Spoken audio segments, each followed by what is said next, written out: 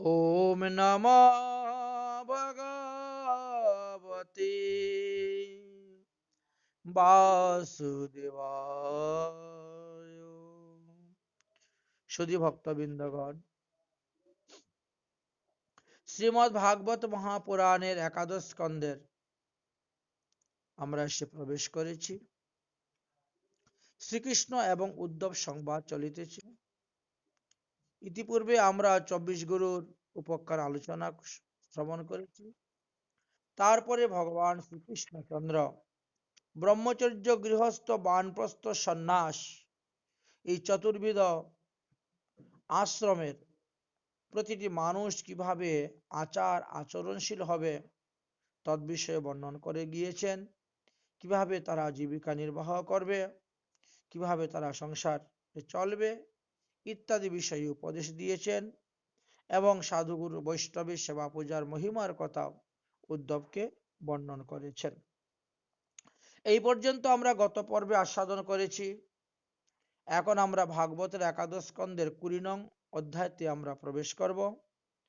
উদ্ধব জিজ্ঞাসা করলেন, হে কমল লোচনে, আপনি ঈশ্বর, বিধি নিষেধ যা কিছু সব আপনার আদেশ, এটাই বেদে বর্ণিত আছে। সেই বেদ বিহিত কর্মের গুণ এবং নিষেধ তাও দেওয়া আছে। দোষ গুণ সম্পর্কে সবই লেখা আছে। কোনো কোনো ক্ষেত্রে আমার ভ্রম উৎপন্ন হয়। কখনো কখনো দেখা যায় যে হীন বর্ণের স্ত্রী জাতিতে উত্তম বর্ণের সন্তান জাত হয়ে যায়। আবার কখনো কখনো দেখি উত্তম বর্ণের স্ত্রীতে হীন আচরণ জাত সন্তান উৎপন্ন হয়। কখনো বা বর্ণ আশ্রম ভেদের কারণে গুণ দোষজাত সন্তান উৎপন্ন হয়। কখনো বা অনুলোমজাত সন্তান উৎপন্ন হয়, কখনো বা বর্ণ সংকর সন্তান উৎপন্ন হয়। তাহলে এদের মুক্তি কিভাবে হবে?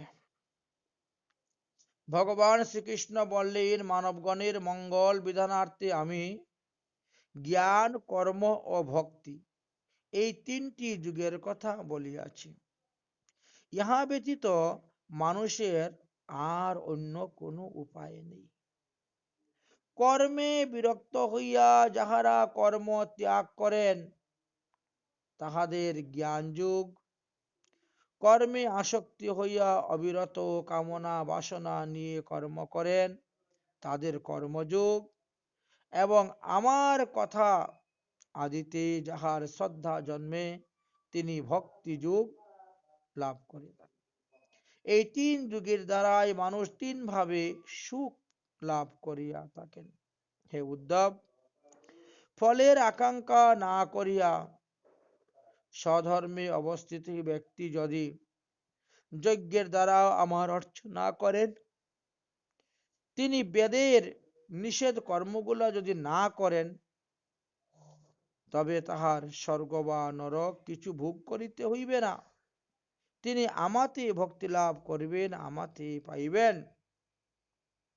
হে উদ্ধব, নির্দেহ মাধ্যম সুলভম সুদুর্লভম পল্লবং সংকল্প গুরুকর্ণধারম ময়ানুকূলেন নবৈশ্রিতরতি পুমান ভবাদ্বীন ত্বরিতে সয়াত্মহ। এই মনুষ্য দেহ পাওয়া অত্যন্ত দুর্লভ, কারণ এই দেহর দ্বারা সমস্ত কার্য সাধন করা সুলভ। পশু পাখি কীট পতঙ্গ দেখিতে হবে না, মনুষ্য দেখে যেটা সুলভ সাধন। আর এই নৌকারূপ মনুষ্য দেহর কর্ণধর হলেন আমি, অর্থাৎ শ্রী গুরু। আমি গুরু রূপে ঘরে ঘরে দীক্ষা দিই, সভাকারে বৈষ্ণব রূপে দিই শিক্ষা। আমি মানুষের কামনা ও বাসনা অনুসারে তার অনুকূল এবং প্রতিকূল বায়ু প্রবাহ করিয়া থাকি। সে দেহরূপ নৌকাকে পরিচালনা করিয়া থাকি। এহেন মনুষ্য দেহ লাভ করিয়া যে ভবসাগর পার হইবার ইচ্ছা করে না, প্রযত্ন করে না, সে তো আত্মঘাতী বলিয়া জানিবে। আমার ভক্তি বিষয়ক কথায় যাহার শ্রদ্ধা জন্মিয়াছে, সে এক মনে আমাকেই ভজন করিবে। আমি অখিলাত্মা, আমাকে যিনি দর্শন করেন, তাহার আর সংসারে আসিতে হয় না।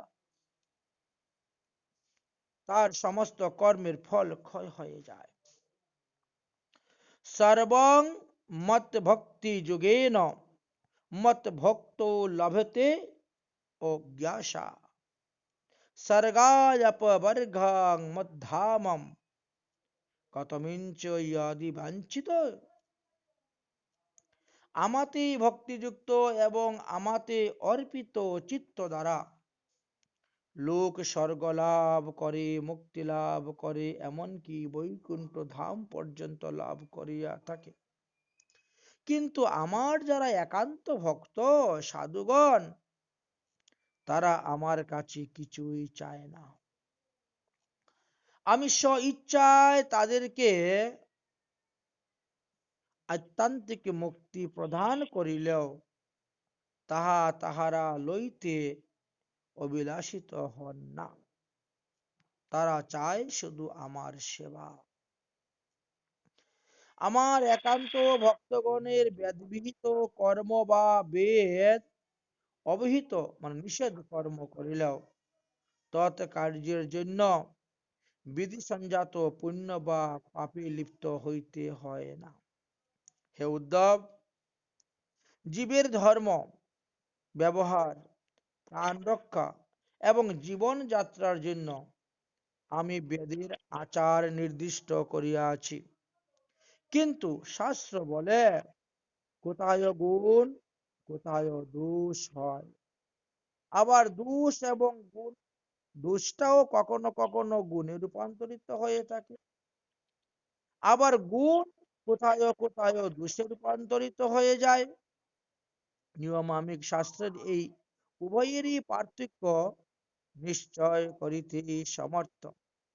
যেমন বেদেতে লেখা আছে আসক্তি দুঃসবহ, এ স্থলে শাস্ত্র বলেন যে সন্ন্যাসী যে বিষয়াচিত্ত তাহা দুঃসবহ, কিন্তু গৃহস্থের ক্ষেত্রে সেই আসক্তিটা দুঃসবহ নয়, এটা গুণ। সন্ন্যাসীর ক্ষেত্রে আসক্তিটা দুঃসবহ হইতে পারে, কিন্তু বিষয়ী গৃহস্থ ব্যক্তির ক্ষেত্রে সেটা তার গুণ। যেমন বেদে লেখা আছে যে সকল দেশে কৃষ্ণ সার অর্থাৎ হরিণ, পুরুষের মধ্যে যেটা হরিণ পুরুষ বিচরণ করে না, এবং যেখানে ভক্ত ব্রাহ্মণ নাই, তাহা অশুচি। কিন্তু শাস্ত্রে বলেছে কৃষ্ণ সার থাকিলেও যদি সৎ পুরোহিত, কৃষ্ণ সার থাকিলেও যদি সৎ পুরোহীন হয়, মার্জনাদি পরিশূন্য হয়, ম্লেচ্ছ বহুল্য হয়, তবে সেই স্থান অশুচি থেকে যায়। যেমন যে ব্যক্তি সুরাপান করেন, তাহাতে অপতিতের পাতক হয়, কিন্তু যিনি পূর্ব হইতেই পতিতের পাতক, সে সুরাপান করলে তাহাতে আর কি পাতক হইবে। যেমন যদি কেউ পালঙ্কে শয়ন করে, তবে তার নিচে পড়ে যাওয়ার সম্ভাবনা আছে, ভয় আছে। কিন্তু যে ব্যক্তি ভূমিতে শয়ন করিবে, তার তো পড়ে যাওয়ার কোনো ভয় নেই। সে পরে যাবে কোথায়?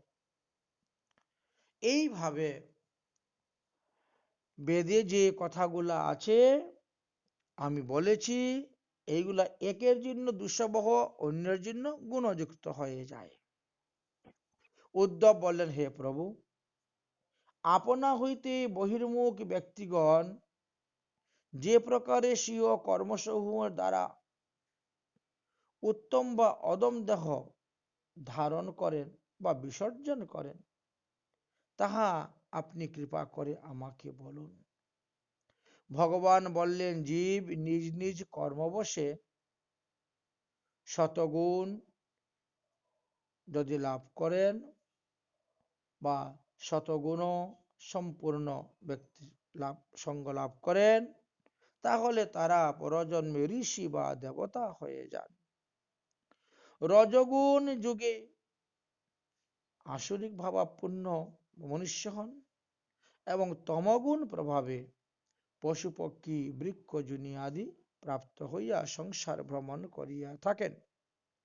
হে উদ্ধব, ঘোর অন্ধকার দ্বারা যাহার চক্ষু আচ্ছন্ন, তাহারা যেমন নিকটস্থ কোনো বস্তু দেখতে পায় না, ঠিক তেমনি রূপ কেবলমাত্র প্রাণীর পোষণ করে যারা রত আছেন, নিজের প্রাণকে পোষণ করার জন্য, দেহকে পুষ্টি করার জন্য যারা পশু হিংসা পরায়ণ লোক, তারা কখনো স্বর্গাদিও লাভ করতে পারে না। আমি যে সর্বজীবের হৃদয়ের মধ্যে অন্তর্যামী ভগবান রূপে বাস করতেছি, তাহা তারা জানতে পারে না।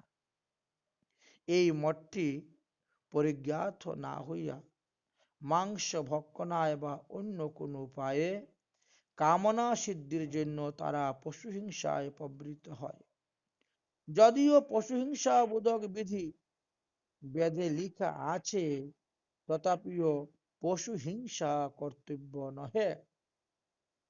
রজগুণ প্রবৃত্তি মানুষ রজগুণ সম্পন্ন দেবদেবীর পূজা করে, তমগুণ প্রবৃত্তি মানুষ তমগুণ সম্পন্ন ভূত প্রেতাদি যক্ষ রক্ষগণের পূজা করে, কিন্তু আমার পূজা করে না।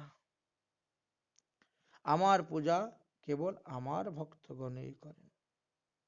তারা যে পুণ্য অর্জনের জন্য দেবদেবীর পূজা করেন, সেই পুণ্য সমাপ্ত হলেই তাদেরকে স্বর্গ থেকে পুনরায় বিতাড়িত করে দেয় এবং পৃথিবীতে আসতে হয় এবং কর্ম অনুসারে তাদেরকে দেহ ধারণ করতে হয়।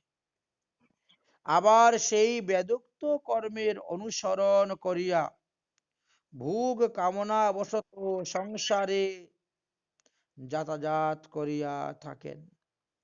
বেদে তিনটি কাণ্ড আছে: কর্মকাণ্ড, ব্রহ্মকাণ্ড, দেবতাত্মক কাণ্ড। তাহা আবার 10টি ছন্দের মধ্যে লিপিবদ্ধ আছে, যেমন গায়ত্রী, উষ্ণিক, অনুষ্টপ, বৃহতি, পঙ্কতি, ত্রিষ্টুপ, অতিষ্ঠি, জগতি, অতিজগতি, বিরাট। এই ত্রিকাণ্ড বেদের কর্মকাণ্ডের বিধিবাক্য কি বিধান করে, দেবতা কাণ্ডেতে মন্ত্রের কি প্রকার এবং জ্ঞান কাণ্ডে কি আশ্রয় করিবে ইত্যাদি বিষয়ে বর্ণনা আছে। তর্ক বিতর্ক অনেক কিছু এর মধ্যে আছে। তাহা ত্রৈলোক্যে আমি ভিন্ন অন্য কেহই জানতে পারে না। বেদের বক্তা ঋষিগণ কখনো আমাকে যজ্ঞরূপে নিশ্চয় করেন, কখনো বা দেবতা রূপে অভিহিত করেন, কখনো বা আকাশাদি প্রপঞ্চক রূপে কল্পনা করিয়াছেন। এইভাবে নানা মনির নানা মতে সাধারণ মানুষ বিভ্রান্ত হয়ে পড়িতেছে। যে সকল ভক্ত শ্রদ্ধা সহকারে অন্য দেবতারও ভজনা করেন, তাহারা অবিধিপূর্বক আমারই ভজনা করিয়া থাকেন। দেবব্রতগণ দেবগণকে প্রাপ্ত হন, পিতৃব্রতিগণ পিতৃলোককে প্রাপ্ত হন, ভূত যজ্ঞদাকারী বিনায়ক গণেশ আদি বা সুরস্য মাতৃকা আদিগণের পূজাকারী ব্যক্তিগণ সেই লোকই প্রাপ্ত হইয়া থাকেন। আর আমার পূজনকারী ব্যক্তি আমাকে লাভ করিয়া থাকেন। উদ্ধব বলিলেন, হে ভগবান, ঋষিগণ যে সমস্ত তত্ত্বের কথা নিরূপণ করিয়াছেন তাহা কিঞ্চিত আমাকে বলুন। ভগবান বললেন, স্থিতি, উৎপত্তি ও সংসারের কারণ হেতু তিনটি গুণ সৃষ্টি হইয়াছে, সতগুণ, রজগুণ আর তমগুণ।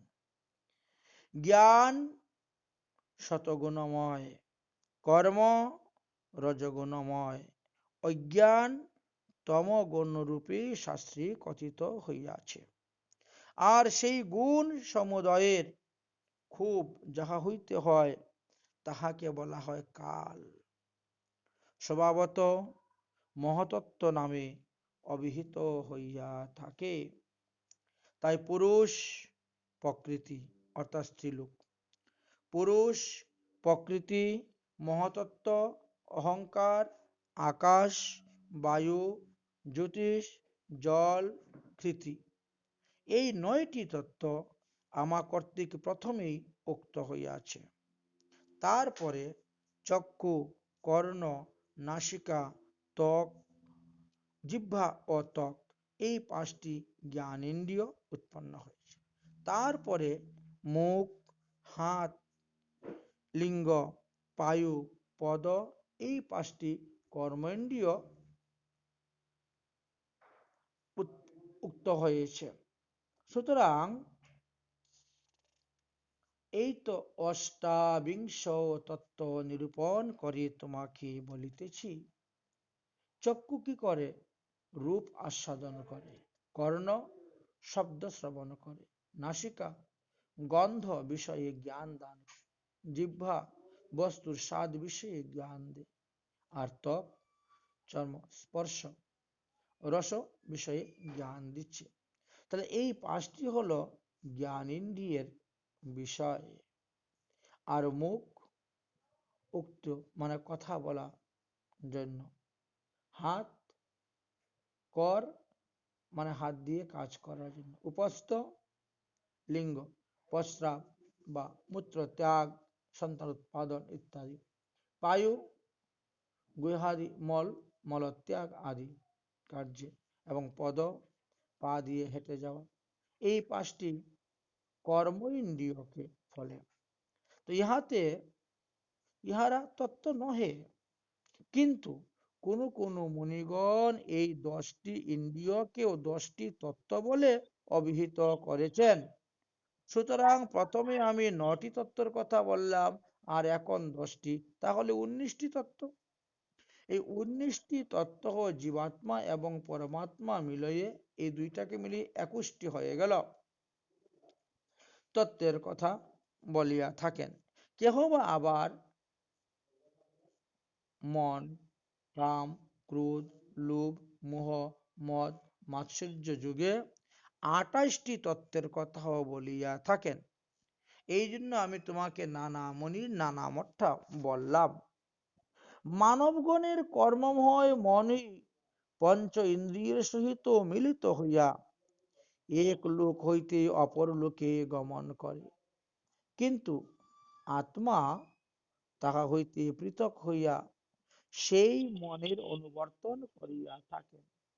মন বিষয় সকল ধ্যান করিতে করিতে ধ্যাবমান হয়, বিষয়ের প্রতি আসক্ত হয় বলে পরজন্মে সেই রূপ দেহ ধারণ করিয়া তাকে জন্মগ্রহণ করিতে হয়।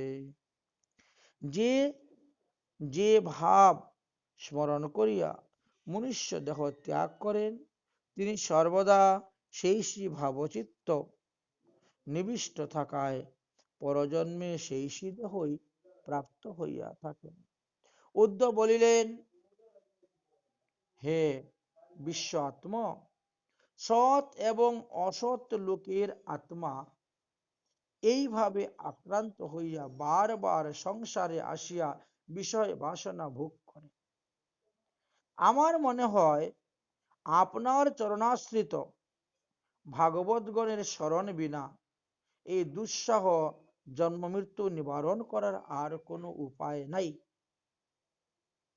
আমি এতক্ষণ আপনার শ্রীমুখ থেকে এই সমস্ত তত্ত্বকথা শ্রবণ করে এটাই বুঝতে পারলাম। ভগবান বললেন, তুমি ঠিকই অনুভব করেছ। একমাত্র বৈরাগ্যই সংসার পারের সেতু স্বরূপ জানিবে। এই বিষয়ে তোমাকে আমি একটা দৃষ্টান্ত বলবো, তুমি শ্রবণ করো।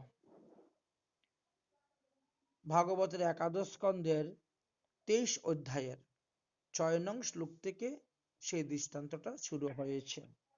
ভগবান শ্রীকৃষ্ণ উদ্ধবকে সম্বোধন করে বললেন, হে উদ্ধব, অবন্তিষু দ্বিজ কশ্চিতি দাসী সাধ্য তমশ্রেয় বর্তাবৃত কদরিদর্শ কামী লুব্ধার্ত কূপন। হে উদ্ধব, অবন্তিকা দেশ অর্থাৎ উজ্জয়িনীতে কৃষি বাণিজ্য আদি বৃত্তযুক্ত এক কদর্য দ্বিজ বাস করতেন। কারণ ব্রাহ্মণের এই সমস্ত কাজ নয়, ব্যবসা বাণিজ্য করা, দোকানপাট খুলে থাকা, কৃষি কাজ করা, কিন্তু উনি তাই করতেন জীবিকা নির্বাহ করার জন্য। এই জন্য তিনাকে শাস্ত্রে কদর্য দ্বিজ বলেছেন। ওই দ্বিজের প্রচুর ধন সম্পত্তি থাকা সত্ত্বেও তার ধনের স্পৃহা পূরণ হয় নাই, সে অত্যন্ত কৃপণ। সেই দ্বিজ জ্ঞাতি ও আত্মীয় স্বজনগণকে কখনো ভোজন করাতো না, ভালো মন্দ খেতে দিত না, তাদের সঙ্গে ভালো সৎ ব্যবহারও করত না। কেউ যদি আত্মীয় স্বজন আসে তাদের সঙ্গে সেরকম ভালো ব্যবহারও করত না, অর্থাৎ অসন্তুষ্ট মনেই আত্মীয় স্বজনরা চলে যেতেন। কেউ যদি কোনো বিপদে পড়ে এসে টাকা পয়সা চাইতো, তাও তিনি দিতেন না, অথচ তিনি প্রচুর টাকা পয়সার মালিক। তাহার পুত্র কন্যা পরিবার বর্গের ভরণ পোষণও তিনি ঠিক মতো করতেন না, তাহাদের সহিত প্রিয় আচরণও করতেন না। কেবল কুবেরের ন্যায় কেবল ধন সংগ্রহ করতে থাকতেন। যজ্ঞের ন্যায় সেই ধনকে আঁকড়ে রাখতেন, ধরে রাখতেন, রক্ষা করতেন, খরচ করতেন না। ধর্মপথে কখনো ধন দান করিতেন না। ধর্ম কর্ম বিহীন হইয়া প্রচুর ধনের মালিক হয়ে গেলেন তিনি।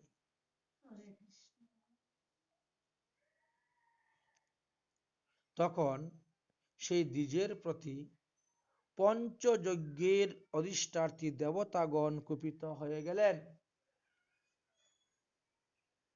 এমনকি নিজ পরিবারের লোকজন, আত্মীয় স্বজনগণ, জ্ঞাতি ইষ্টি কুটুম্বগণ সকলেই তার প্রতি অসন্তুষ্ট হয়ে গেলেন।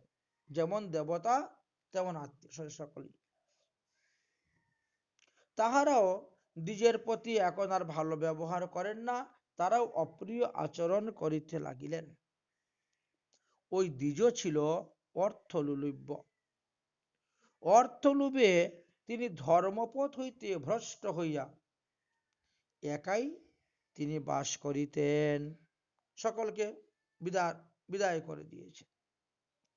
একদিন কি হলো, দৈবযুগে তাহার গৃহে অগ্নি সংযোগ হইল।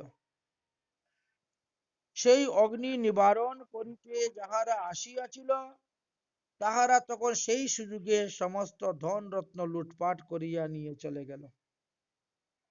জ্ঞাতিগণ কিছু ধন গ্রহণ করল, চোর দস্যুরা কিছু ধন অপহরণ করল, কিছু ধন আগুনে পুড়ে ছাই হয়ে গেল, ভস্ম হয়ে গেল, কিছু ধন মাটির নিচে রেখেছিলেন, সেটাও পচে নষ্ট হয়ে গেল।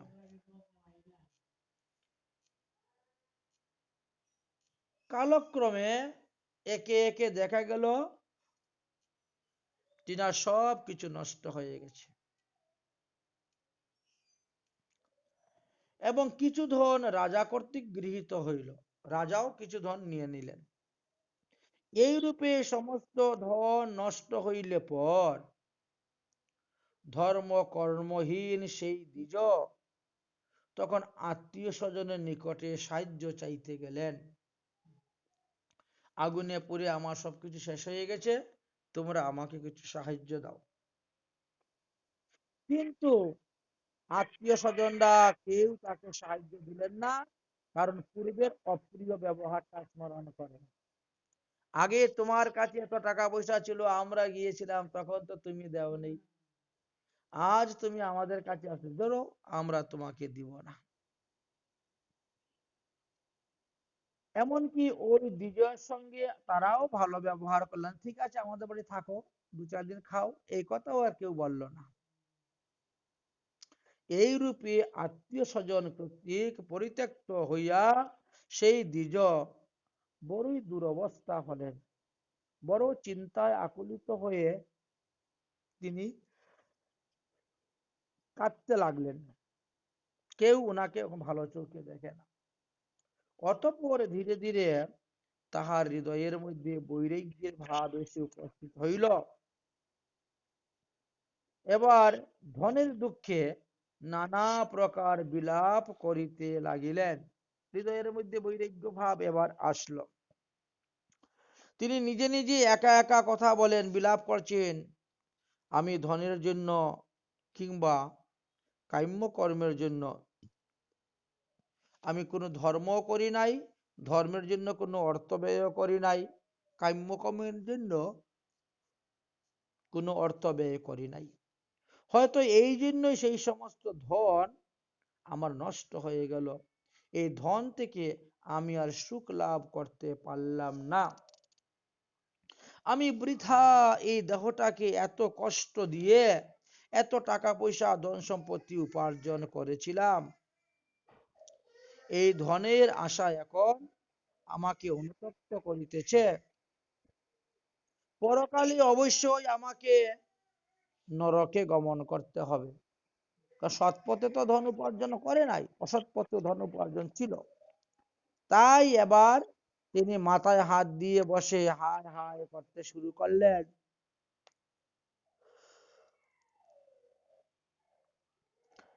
হায়, মানবগণ অর্থ উপার্জনের জন্য কত না পরিশ্রম করে, তারপর সেই অর্থ বৃদ্ধি সাধনের জন্য কত চেষ্টা করে, আবার অত্যাধিক বেশি অর্থ হইতে গেলে সেটা রক্ষণাবেক্ষণের জন্য আরো কত ত্রাস পায়।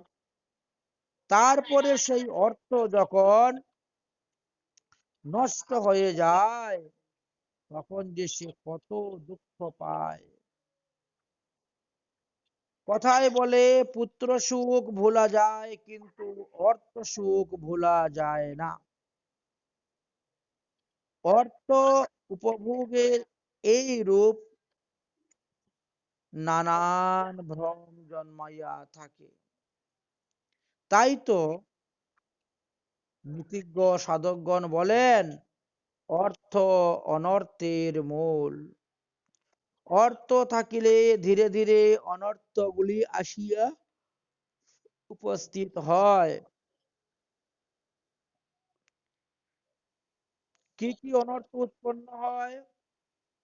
বললেন যে দেখো, 1 নম্বর চৌর, 2 নম্বর হিংসা, 3 নম্বর মিথ্যা, 4 নম্বর অহমিকা, 5 নম্বর কাম, 6 নম্বর ক্রোধ, 7 নম্বর গর্ভ, 8 নম্বর মমতা, 9 নম্বর স্নেহ ত্যাগ, 10 নম্বর শত্রুতা, 11 নম্বর অবিশ্বাস, 12 নম্বর স্পর্ধা, 13 নম্বর পরস্ত্রী সঙ্গ, 14 নম্বর দ্রুতক্রিয়া, জুয়া খেলা, পাশা খেলা, তাস খেলা, আর 15 নম্বর মদ্যপান আদি। এই 15টি অনর্থ উৎপন্ন হয় যাদের অতিরিক্ত অর্থ হয়ে থাকে। তাই সাধকগণ অর্থ হইতে দূরে থাকেন। অতএব মঙ্গলকামী ব্যক্তি অর্থ হইতে যাহাতে এই সকল অনর্থ উৎপন্ন না হয়, সেই জন্য তারা অর্থকে ধর্মপথে ব্যয় করে থাকেন। আপনার আয়ের 6 ভাগের 1 ভাগ যদি আপনি ধর্মপথে ব্যয় করেন, তাহলে সেই অর্থ থেকে অনর্থ উৎপন্ন হয় না। তাই সৎ পথে থেকে সৎ ব্যবসা বাণিজ্য দ্বারা অর্থ উপার্জন করবেন এবং সৎ পথে ব্যয় করবেন। তাই সেই দ্বিজ এখন মাথায় হাত দিয়ে বসে হায় হায় আমি কি ভুল করলাম বলে প্রলাপ করতেছেন। দেবগণের প্রার্থনীয় মনুষ্য জন্ম, এই মনুষ্য জন্ম আমি লাভ করেছি। সমস্ত মনুষ্যের জন্য বিপ্র জন্ম শ্রেষ্ঠ। আমি বিপ্র কুলে জন্মগ্রহণ করলাম, কিন্তু আমি আমার কুল, আমার বংশ, আমার দেহটাকে আমি অনাদর করে গেলাম। কেবল ধন উপার্জনেই আত্মা বিনিষ্ট করিলাম। আমি এখন বৃদ্ধ হয়ে গেছি। অতএব কি প্রকারে ভগবানের সাধন ভজন করে এই সমস্ত পাপ থেকে মুক্তি লাভ করতে পারবো? এখন মনে হচ্ছে সর্বদেবময় ভগবান শ্রীহরি আমার প্রতি সন্তুষ্ট হইয়া তিনি প্রীতিবশত আমার এহেন দশাটা করেছেন, আমার সমস্ত ধন কেড়ে নিয়ে গেছেন, হীন দশায় উপনীত করিয়াছেন। বস্তুত বৈরাগ্যই সংসার পারের পরম সুপান স্বরূপ। আমি অবহিত হইয়া তপস্যাদির দ্বারা স্বীয় অঙ্গকে পবিত্র করব। ভগবান পদ্মপলাশকে লাভ করার জন্য আমি ভজন করব। তাহাতে যদি আমার জীবন অবসান হয়ে যায়, হোক, মানে মারা গেলেও যেতে পারে। ভগবান শ্রীকৃষ্ণ বলছেন, হে উদ্ধব, অবন্তিকাবাসী সেই দ্বিজোত্তম মনে মনে এইরূপ অবিলাস করিয়া সমস্ত আশা আকাঙ্ক্ষা অহংকার সব পরিহার করিয়া শান্তভাবে মৌন হইয়া সন্ন্যাস আশ্রম গ্রহণ করিলেন এবং সাধন ভজনের দ্বারা আমাকে প্রাপ্ত হইলেন। অতএব হে উদ্ধব, তুমিও সর্বপ্রযত্নে আমাতে একান্তভাবে চিত্ত নিবেশ করিয়া মনকে সংযম কর। হে উদ্ধব, যোগ সাধনা এই প্রকারই জানিবে।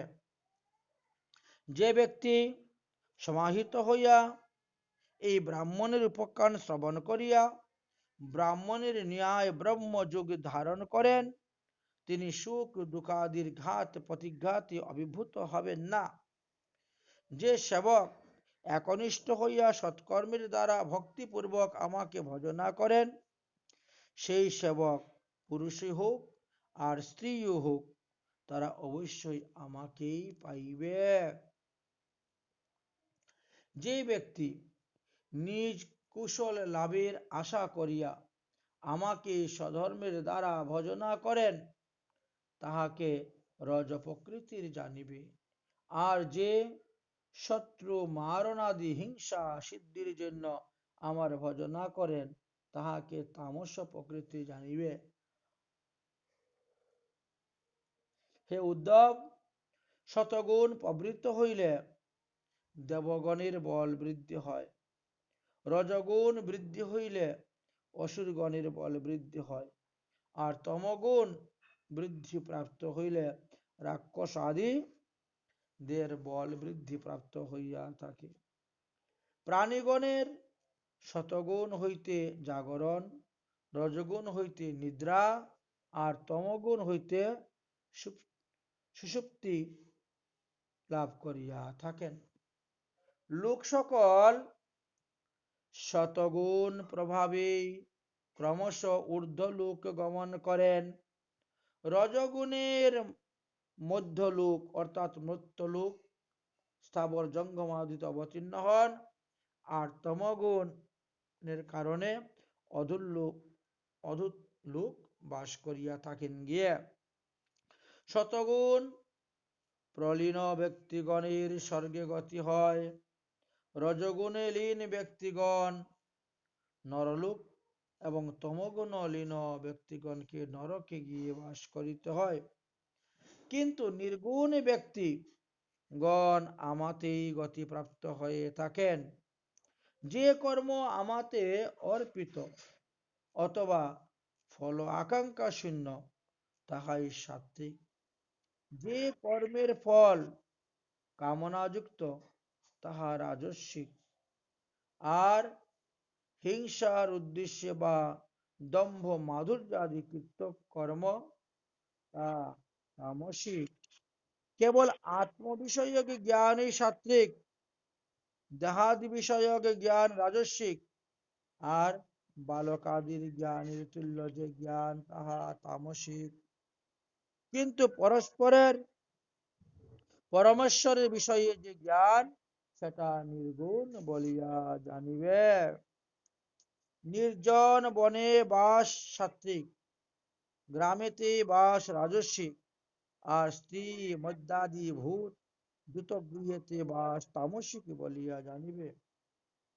ঠিক তেমনি ভাবে শালগ্রাম শিলাতে নির্গুণ বাস বলিয়া জানিবে, তীর্থস্থানে বাস। অনাসক্ত হইয়া সাত্ত্বিক, রাগান্ধ কর্তা রাজস্বিক, আর অনুসন্ধানকারী কর্তা তামসিক।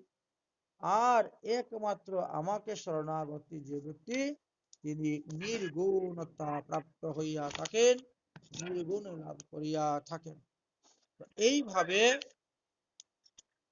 ভগবান শ্রীকৃষ্ণ একের পর এক সকল মহিমার কথা বর্ণন করিতে লাগলেন।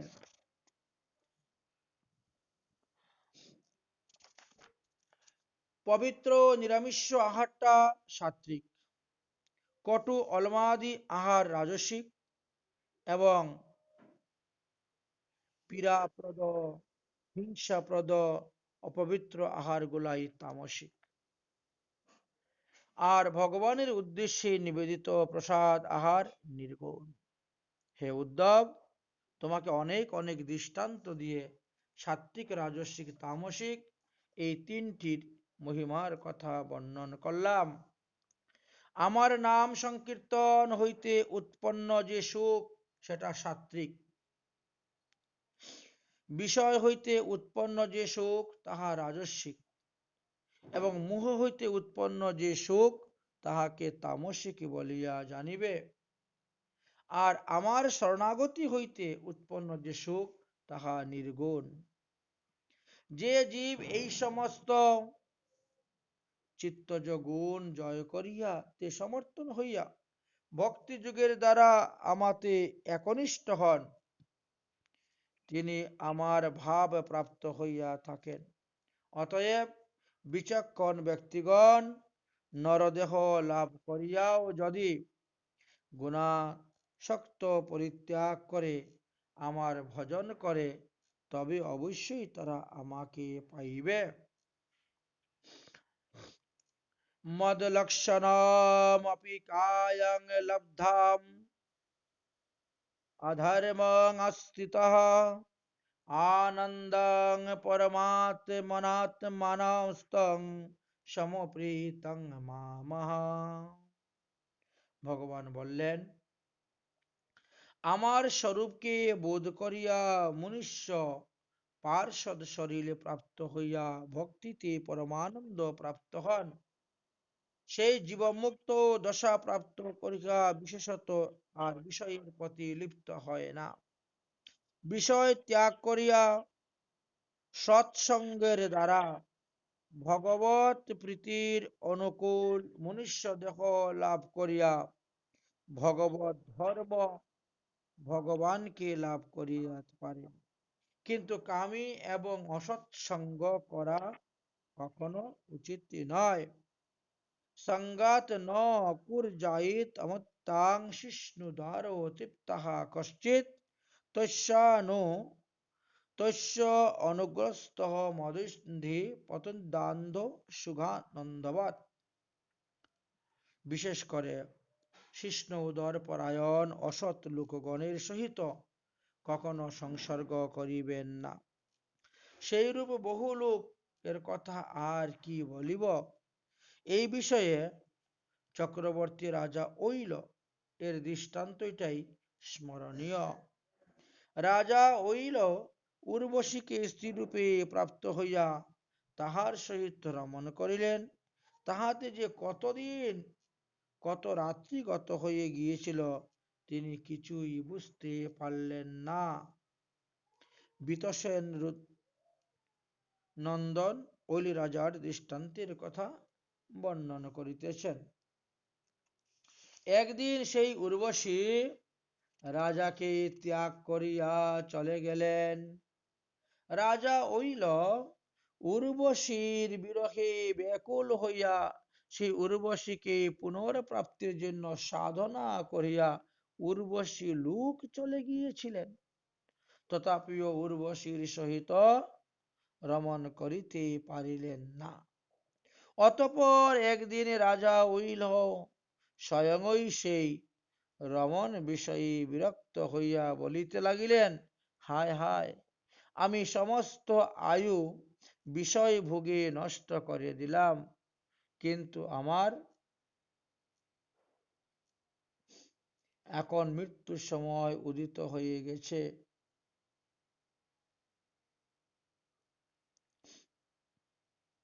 সূর্য উদয় সূর্য অস্তে এক একটা দিন আমার নষ্ট হয়েছে। বিষয় ভোগেতে আমার কখন সূর্য উদয় হয় কখন অস্ত যায় তার জ্ঞানই থাকিল না। আমি সেই উর্বশীকে কতই চাইলাম, পরন্তু সে আমাকে ছেড়ে চলে গেল। আমি গদার মতন আমি গাধার মতন তাহার পশ্চাৎ পশ্চাৎ গমন করিলাম, তাহার পায়ে ধরিলাম, কিন্তু সে পায়ের দ্বারা আমাকে লাথি মেরে ফেলে চলে গেল। কিং বিদয়া কিং তপস্যা কিং ত্যাগেন শ্রুতিন্যেন বা কিং বিরক্তিন মৌনেন শ্রীভর্যস্য মনোহৃতাম। কামিনী যাহার মনকে হরণ করিয়া লয় বা যাহার মন স্থিতি আকৃষ্ট হয়, তাহার বিদ্যা, তপস্যা, সন্ন্যাস, নির্জনে বাস এবং মৌন সমস্ত কিছুই বৃথা হয়।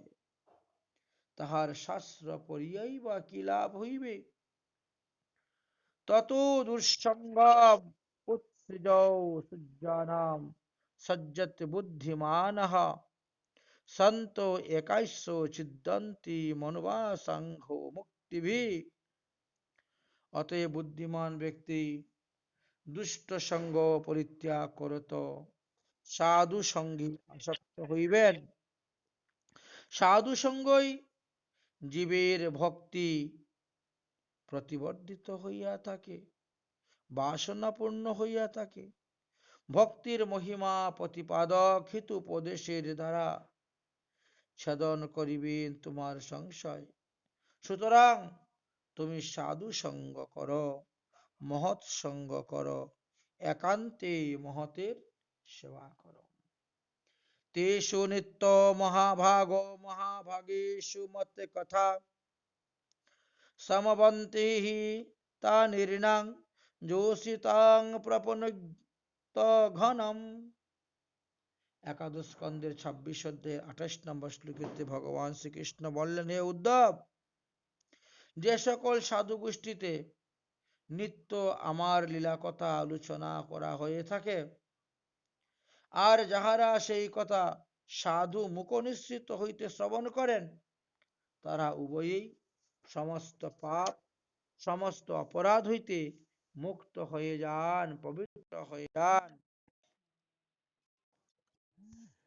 তারা মুক্ত হয়ে যান, পবিত্র হয়ে যান। তারপরে কি বললেন, যতোপশ্রয়মানস্য ভগবন্তো বিভাবসুম শ্রীতং ভয়ং তমোহ্যপি সাধুনাম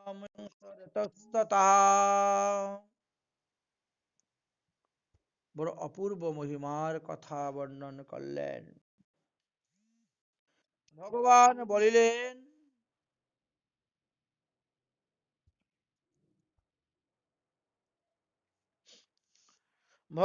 বলিলেন, হে উদ্ধব, অগ্নির সেবা করিলে যেমন শীত দূর হয়ে যায়, ভয় দূর হয়ে যায়, অন্ধকার দূর হয়ে যায়, তদ্রূপ সাধুগণের সেবা করলে কর্ম বন্ধনাদি জড়তা দূর হয়, সংসার বন্ধন ভয় নাশ হয়, ভজনের বিঘ্ন দূর হয়, হৃদয়ের অজ্ঞানতা অন্ধকার নাশ হয়, শ্রীকৃষ্ণের চরণে ভক্তি লাভ হয়। এক সাধু সেবায় এত কিছু হয়।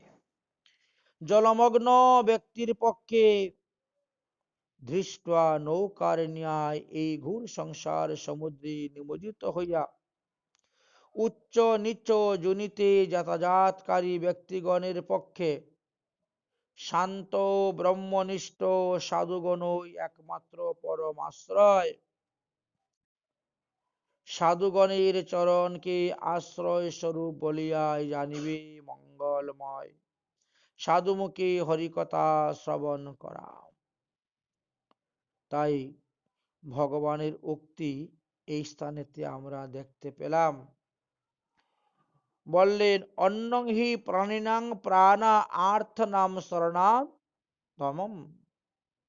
যেমন প্রাণীগণের জীবনটি অন্ন হয়, তেমনি আর্থগণের জীবন আমি হই।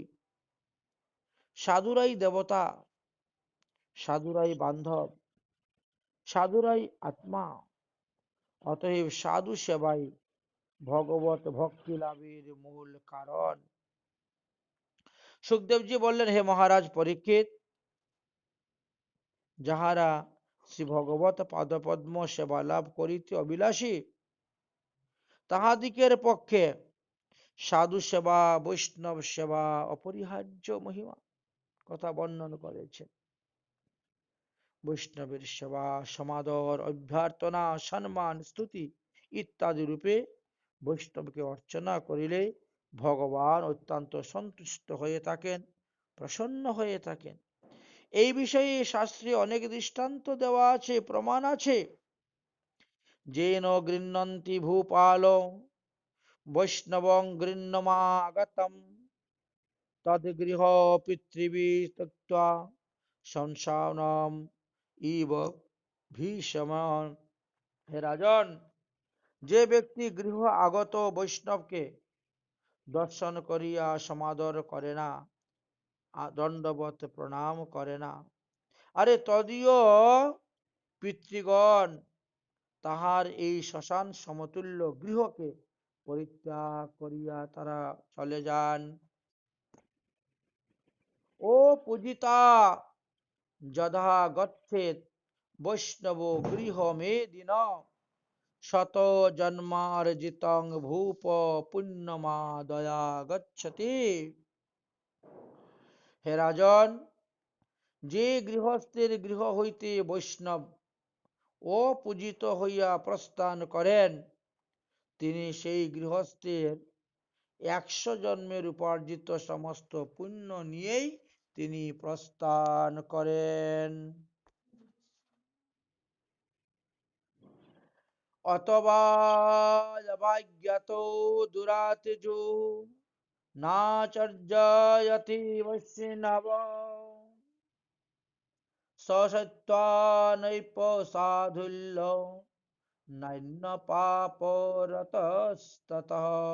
হে নৈপ, যে ব্যক্তি নিজ সামর্থ্য অনুসারে দূর দেশ হইতে আগত বৈষ্ণবের সেবা করে না, তদ অপেক্ষা পাপী আর কেহই নাই।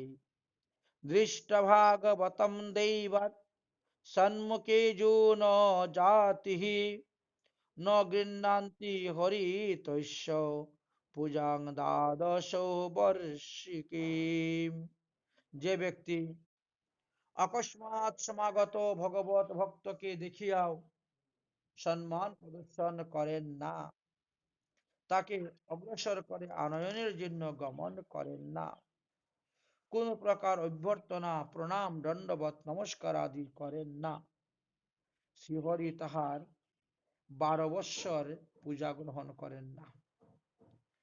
বৈষ্ণবং জনমালুকং নাভ্যম কাতম করোতি প্রণয়াদরতুং বিপির সনরো নরকাদ্ভি। যে ব্যক্তি বৈষ্ণবকে দর্শন করিয়া প্রীতি বা আদর পূর্বক অভ্যুত্থান না করেন, সে নরকেই পতিত হয়। সন্মুখং ব্রজমামস্য বৈষ্ণবানাং নরাধীপ পদে পদে যজ্ঞ ফলম বাহুং পুরাণিকাধিজা।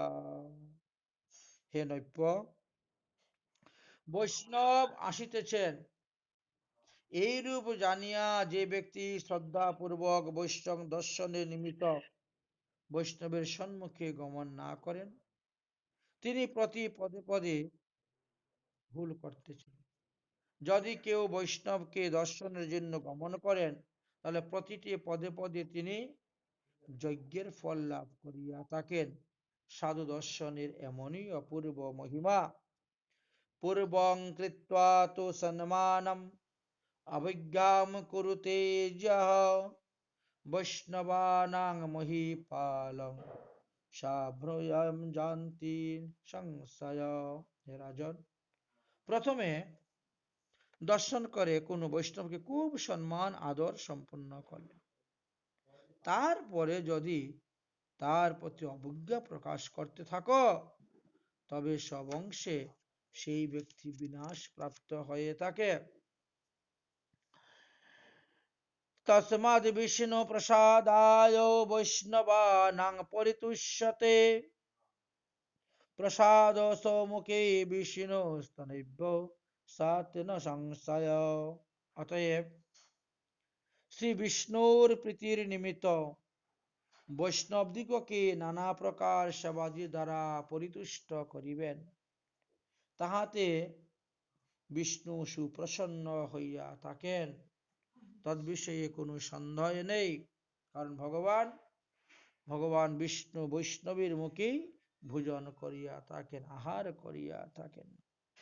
যো বিষ্ণু ভক্তান নিষ্কামানাম ভজয়েত শ্রদ্ধয়ান্বিতম ত্রিসপ্ত কুল সংযুক্তং স্বজাতি হরিমন্দিরম। যে ব্যক্তি শ্রদ্ধাপূর্বক নিষ্কাম বৈষ্ণবগণকে ভোজন করান, তিনি সব অংশে ১বিংশতি কুল সহ শ্রী বৈকুণ্ঠ ধামে গমন করেন। তস্মাদ সর্ব প্রযত্নেন বৈষ্ণবানাং পূজয়েতে সদা সর্বং ভবন্তি দুঃখগেনহং মম মহাভাগবতার্চনাৎ। অতএব সর্বদা সর্বপ্রকারে মহাযত্নের সহিত বৈষ্ণবদিগের পূজা করিবেন। বৈষ্ণবগণের পূজা করিলে সমস্ত দুঃখ নাশ হয়ে যায়। নিমিষং নিমিষার্ধং বা যত্র তিষ্ঠানি সত্তমা ততৈব সর্ব শ্রেয়াসি তত্তেরিতৌ তত্ত্বপুষবং। যে স্থানে বিষ্ণু ভক্তগণ এক মুহূর্ত কাল অবস্থান করেন বা অর্ধ মুহূর্ত কাল অবস্থান করেন, তথায় সমস্ত মঙ্গল অধিষ্ঠিত হয়ে থাকে এবং তাহাই তীর্থ, তাহাই তপোবন বলিয়া পরিগণিত হইয়া থাকে। হরি ভক্তি পরু যত্র তত্র ব্রহ্মা হরি শিব তত্র বেদশ্চ সিদ্ধয্যা নিত্যং তিষ্ঠন্তি সত্তমা। যে স্থানে হরিভক্ত অর্থাৎ বৈষ্ণবগণ অবস্থান করেন, ব্রহ্মা বিষ্ণু মহাদেব এবং দেবগণ সিদ্ধিগণ প্রভৃতি সকলে তথায় সতত অবস্থান করিয়া থাকেন। আরাধনায়াম সর্বেষাং বিষ্ণু আরাধনম পরম তস্মাদ পরতরং দেবী তদীয়ানং সমুচ্চয়েৎ। সমস্ত দেবদেবী আরাধনার মধ্যে বিষ্ণু আরাধনাই হইতেছে সর্বশ্রেষ্ঠ, পরন্তু বৈষ্ণবের পূজা আরো তদপেক্ষা শ্রেষ্ঠ। হরি পূজা রতানাঞ্চ হরিনাম রতাত্মনাম শুদ্ধায়াভিরতং যন্তি পাপিনোऽপি পরাং গতিঃ। যাহারা হরিপূজন হরিনাম পরায়ণ ব্যক্তিগণ অর্থাৎ বৈষ্ণবগণ,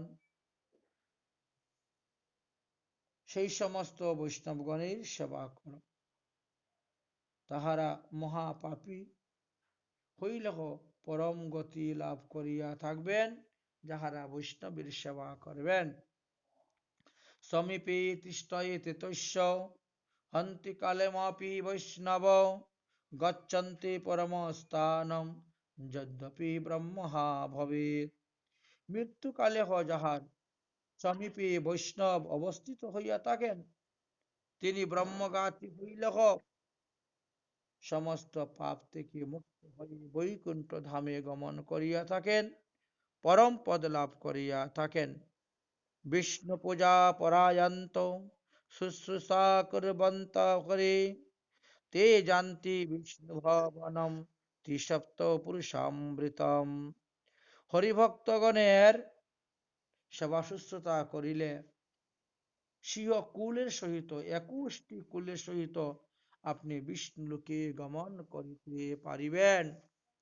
কিন্তু এত সমস্ত তত্ত্ব উপদেশ জানা সত্ত্বেও অবন্তিকাপুরে সেই দ্বিজ সাধুগুরু বৈষ্ণবের সেবা করলেন না, কোনো দেবদেবীরও পূজা করলেন না, কোনো পঞ্চযজ্ঞ আদিও করলেন না, কোনো কিছু করলেন না, যার ফলে তিনার অর্থ হইতে নানা প্রকার অনর্থ উৎপন্ন হয়েছিল। শেষ পর্যন্ত সমস্ত ধন নষ্ট হয়ে গিয়েছিল। এইভাবে অর্থ থেকে কিভাবে অনর্থ উৎপন্ন হয় সেই কথা আলোচনা করলেন। অর্থকে কিভাবে সৎভাবে ব্যয় করলে কোনো লোকসান হবে না, ক্ষতি হবে না, ইত্যাদি কথা আলোচনা করলেন। তো আমরা দেখতে পেলাম এইভাবে মহাপ্রভু স্বয়ং ভগবান শ্রীকৃষ্ণ উদ্ধব মহাশয়কে বলতেছেন যে, হে উদ্ধব, তুমি তীর্থ ভ্রমণ করতে যাও, সাধু সেবা করো, বৈষ্ণব সেবা করো, আমার ভজন করো, নাম সংকীর্তন করো, তাহলে অনায়াসেই তুমি আমাকে পাইবে। এরপরেও আরো অনেক অনেক তত্ত্বকথা আলোচনা করেছেন, যা আমরা আগামী পর্বেতে আলোচনা করব। আজকের মতন ভাগবতীয় কথা আমাদের এখানেই বিশ্রাম।